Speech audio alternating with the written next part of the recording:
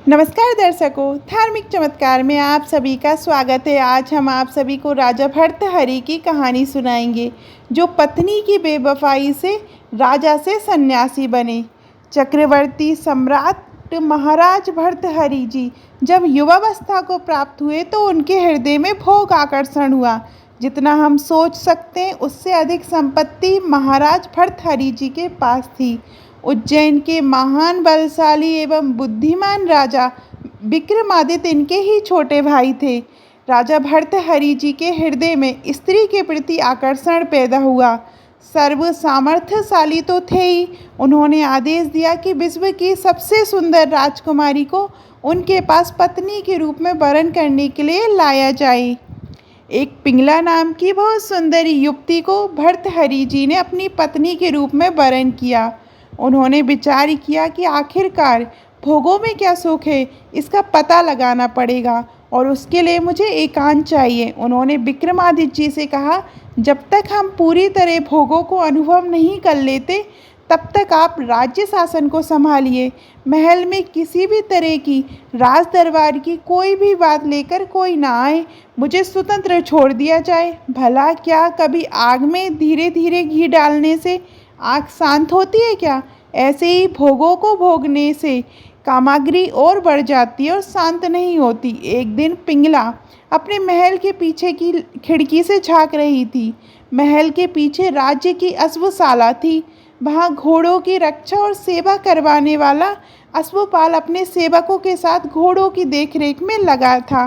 वह बहुत ही हष्ट पुष्ट और जवान था। उससे देखकर रानी पिंगला उससे आसक्त हो गई। रानी उस अश्वपाल से एकांत में मिलने लगी। गुप्तचरों के द्वारा जब ये बात विक्रमादित्य जी को पता चली तो वह अंदर से बहुत पीड़ित हुए। वह सोच रहे थे कि क्या करना चाहिए। अगर वो कुछ कहते तो उन पर आरोप लगाए जा सकते थे, लेकिन अगर कुछ नहीं कहते तो राजा के प्रति विश्वासघात होता। राजा उनके बड़े भाई भी थे। विक्रमादित्य जी ने राजा भर्तहरि जी से एकांत में मिलने की प्रार्थना की। ये सुनकर पिंगला समझ गई कि विक्रमादित्य जी उनके गलत आचरणों के बारे में सब जान चुके हैं। उनके आने से पहले ही पिंगला ने महाराज भर्तहरि जी से कहा, मुझे पता है वो यहाँ क्यों आ रहे हैं। महाराज को आश्चर्य हुआ। विक्रमादित्य जी ने कहा कि मेरी बात पर विश्वास किया जाए महाराज, महारानी पिंगला का चरित्र ठीक नहीं है। ये अश्वपाल से नाजायज संबंध रखती है, ऐसा मुझे गुप्तचरों से पता चला है। महाराज आवेश में महल में गए। रानी ने कहा, मैं आपको बताती हूँ कि आपके भाई ने आपसे क्या कहा होगा। वो आपको यही बता रहे होंगे कि मेरा अश्वपाल से गलत संबंध है। ये आपको कैसे पता महारानी? महाराज ने पूछा। महारानी ने कहा कि आपके भाई चरित्रहीन है। राजा ने इसका प्रमाण मांगा। महारानी ने धन देकर एक परिवार को राजी किया कि वह राज्यसभा में कहें कि विक्रमादित्य जी उनकी बहू पर गलत दृष्टि रखते हैं। उस परिवार ने राज दरबार में महारानी के डर से ऐसा ही बोला। महाराज भर्तहरि जी की पिंगला में आसक्ति थी और अब ये प्रमाण भी मिल गया था। उन्होंने पिंगला की सलाह से बिना कुछ विचारे विक्रमादित्य जी को राज्य से निष्कासित करने का आदेश दे दिया। जो धर्मयुक्त होता है, भगवान उनकी रक्षा जरूर करते हैं। विक्रमादित्य जी की रक्षा भगवान द्वारा होनी ही थी। एक ब्राह्मण धन लाभ के लिए तपस्या कर रहा था। देवराज इंद्र उसके सामने प्रकट हुए। उन्होंने उसे अमृत फल दिया और अंतर्ध्यान हो गए। ब्राह्मण ने सोचा, वैसे ही दरिद्र हूँ, भूख से मर रहा हूँ, अमर होकर क्या करूँगा, मुझे तो धन चाहिए।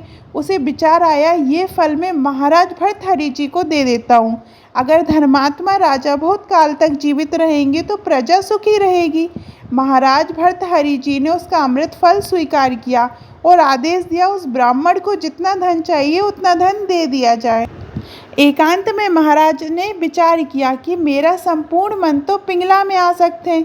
मैं अमर होकर क्या करूँगा? अगर पिंगला अमर हो जाए, जब तक मैं जीवित रहूँगा वह भी मेरे साथ रहेगी। उन्होंने वह फल पिंगला को दे दिया और पिंगला ने पवित्र होकर फल खाने का वादा करके फल स्वीकार कर लिया।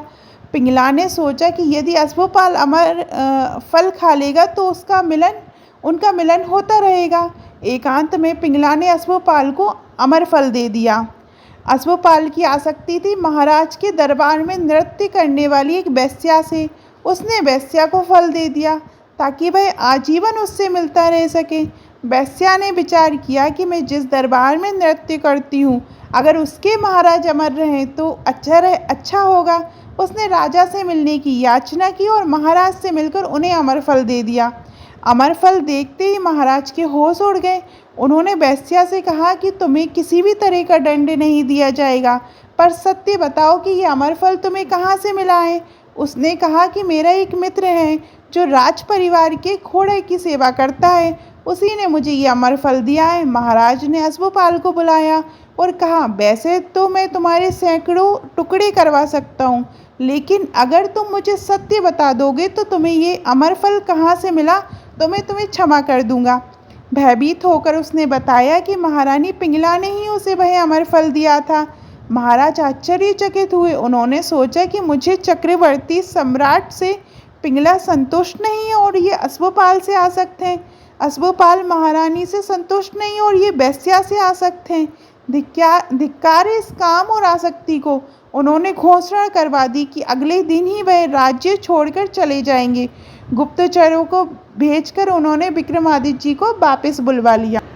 महाराज ने संपूर्ण प्रजा के सामने राज्यसभा में कहा कि मेरे राज्य के ब्राह्मणों की तपस्या का फल आज सब अपनी आंखों से देखें।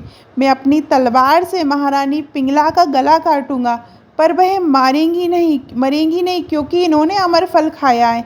ज्यों ही वो प्रहार करने वाले थे, महारानी चीख पड़ी, रुकिए महाराज। महारानी ने कहा, मैंने अमृत फल नहीं खाया है और उसे अश्वपाल को दे दिया था क्योंकि मैं उससे आसक्त हूँ।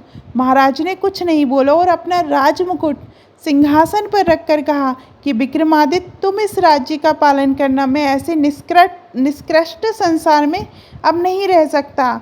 धिक्कार है संसार और काम भोग को कि मुझे चक्रवर्ती सम्राट से ये पिंगला तृप्त नहीं हो पाई, अश्वपाल महारानी से सुखी नहीं हो पाए और वेश्या से आसक्त हो गया।